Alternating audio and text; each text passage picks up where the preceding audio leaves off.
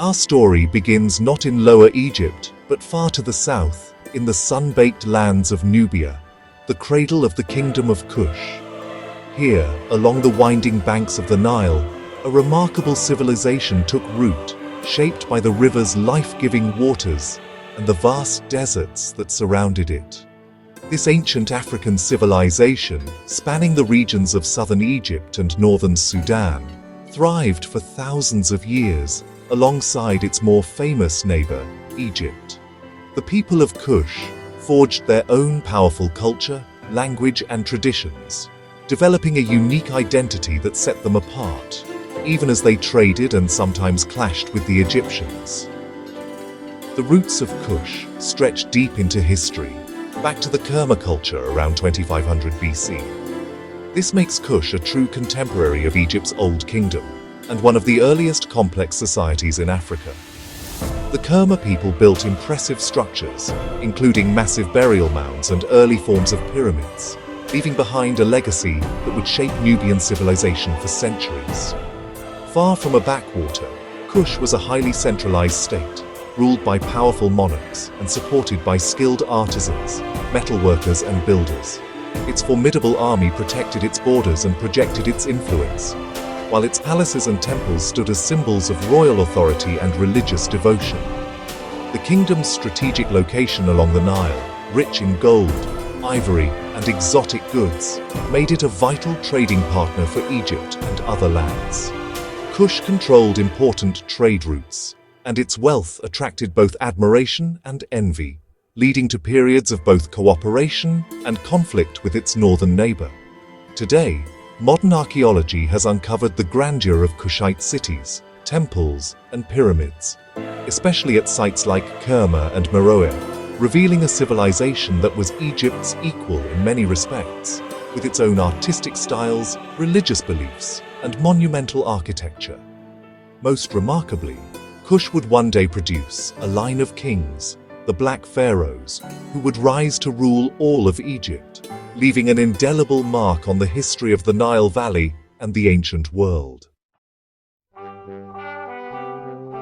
The origins of Kush lie in the fertile plains around the third cataract of the Nile, where the river's life-giving waters transformed the surrounding land into a cradle of civilization.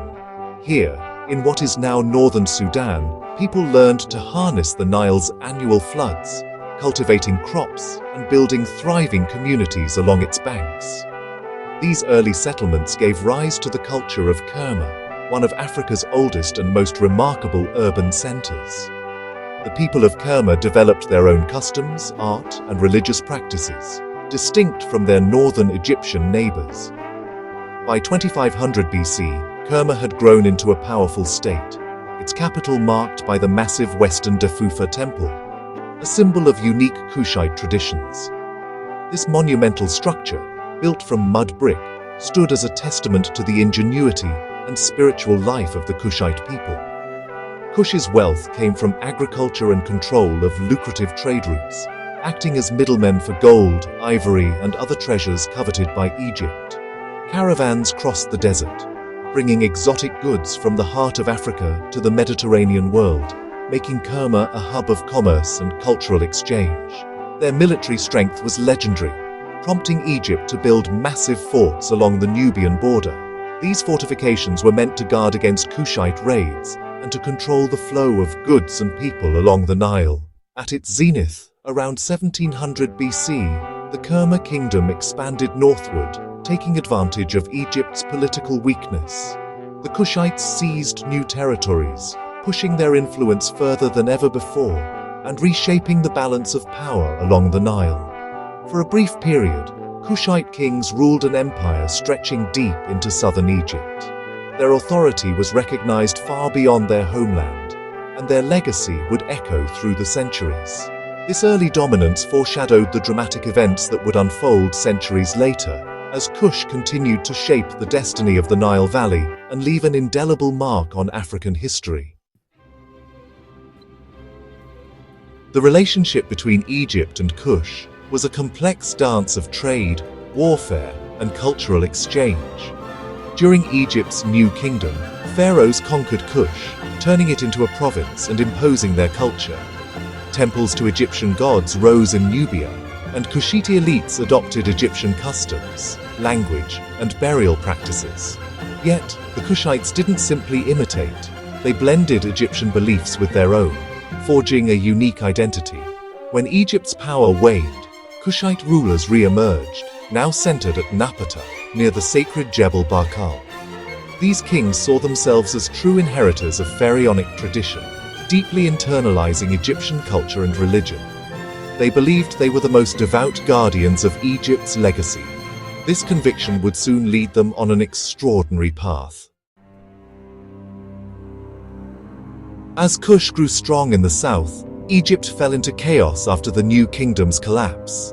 Competing dynasties and a powerful priesthood fractured the land, neglecting the traditions that once unified Egypt. From Napata, the Kushite kings watched with concern, believing it was their sacred duty to restore order and the worship of Amun. They saw themselves as the true champions of Egyptian religion, chosen to reunite the Nile Valley. Their campaign north was framed as a holy mission, not conquest. Egypt's political fragmentation gave the Kushites the perfect opportunity. The priests of Amun in Thebes likely welcomed a king who promised to restore their god's honor. The stage was set for a dramatic reversal. The former colony would soon become the master. Piye, also known as Pianki, ascended the Kushite throne around 744 BC, a time of great turmoil and opportunity in the Nile Valley. He was driven not only by deep religious conviction, but also by a remarkable strategic brilliance that set him apart from other rulers of his era.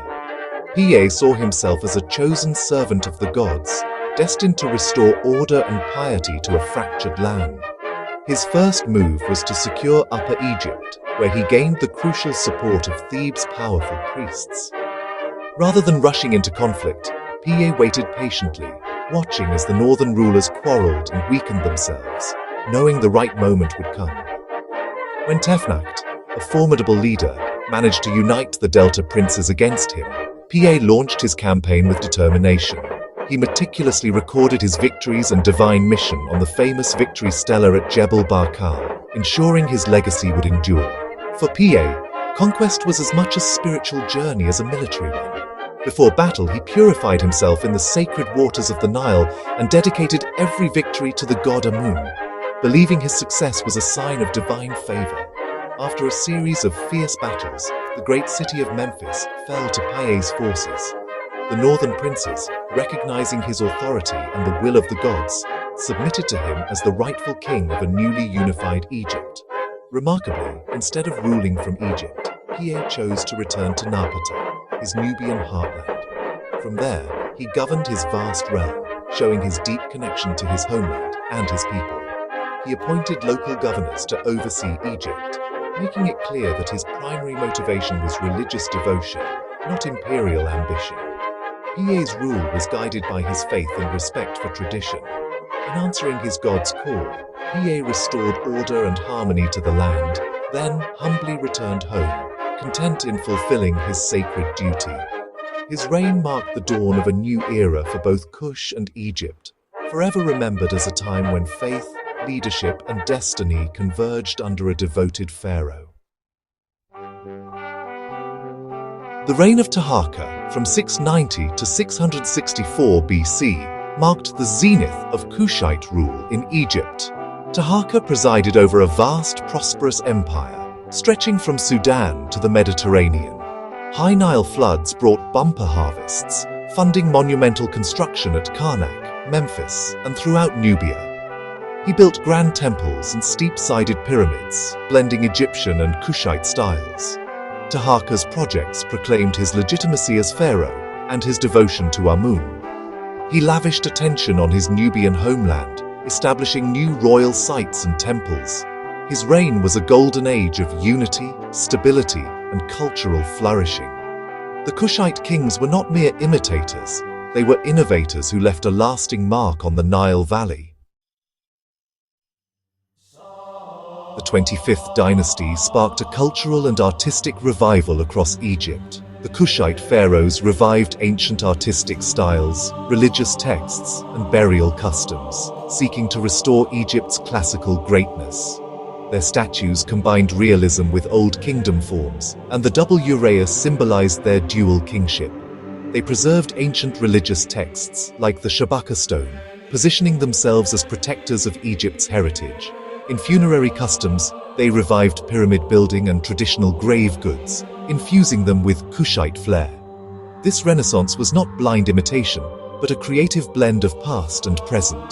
The Kushite kings forged a new, unified cultural identity for their empire. Their legacy was a dynamic, enduring fusion of Egyptian and Kushite traditions. Taharqa's golden age ended with the rise of the Neo-Assyrian Empire. The Assyrians, wielding superior military power, invaded Egypt in 671 BC, capturing Memphis and forcing Taharqa to retreat. Despite a brief resurgence, the Assyrians returned, sacking Thebes and ending Kushite rule in Egypt. Taharqa died soon after, and his successors' attempt to reclaim Egypt failed. The Assyrian conquest marked the end of the 25th dynasty. The Kushite kings retreated to Nubia, never again ruling Egypt. Yet their brief reign had reunited Egypt, sparked a renaissance, and restored pride and tradition. Their legacy would long outlive their rule. The legacy of the Black Pharaohs is profound. They reunited Egypt, laying the groundwork for its final era of native independence. Their cultural revival preserved ancient art, religion, and literature, revitalizing Egypt's heartland. After their expulsion, Kush thrived for centuries at Meroe, developing a unique culture and script. The memory of their rule remained central to Kushite identity, as they continued to build pyramids and worship Amun. Today, their story challenges outdated views and highlights Africa's central role in ancient history. The Black Pharaohs' legacy ensures they take their rightful place in the story of our shared past.